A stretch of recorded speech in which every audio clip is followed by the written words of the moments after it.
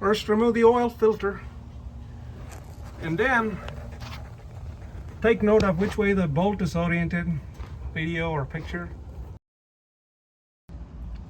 Then, if you've got the oil cooler housing, you can pull that whole thing and set it on a clean container, and you'll need to clean all that up outside really good, and take care to make sure that you don't get dirt, leave dirt behind there. And then there's two gaskets here that need to be replaced. One that's on the bolt itself, then there's a second one that's right there, the black one between the block and this housing. This is the seal set I'm using, and I'm going to use a pick to remove the other one. And then I think for the big one, I'm going to actually use grease to actually set it in so it'll stay in place during installation. And for the small one, I'm going to use just engine oil.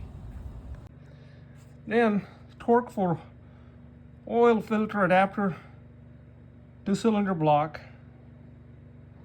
is 40 to 50 foot-pounds. That's a lot of torque there. And then oil filter adapter, that's half done. That's no big deal. Alrighty, so that's about as clean as I got stuff down there. And it's not particularly clean, but again, we're just trying to get this truck back on the road. Yeah, I don't know about you guys, but I did not want to torque that anymore.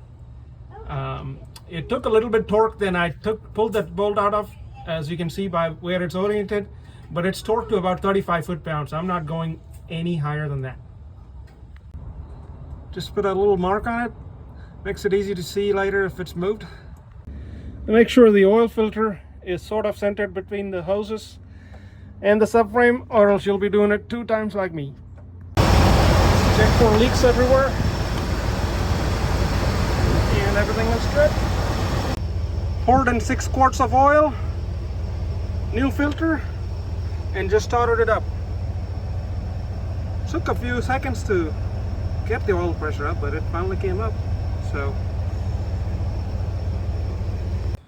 yeah, those are the old seals. I guess me wallering all around it like a pig pretty much broke them up, so they were pretty much done.